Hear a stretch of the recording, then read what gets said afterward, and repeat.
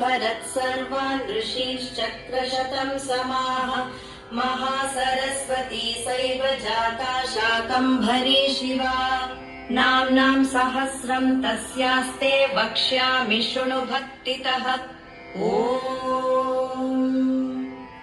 अस्य श्री शाकम्भरी सहस्रनाम माला मन्त्रस्य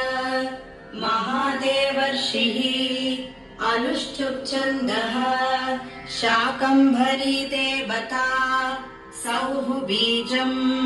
क्लीं शक्तिः ह्रीं कीलकम्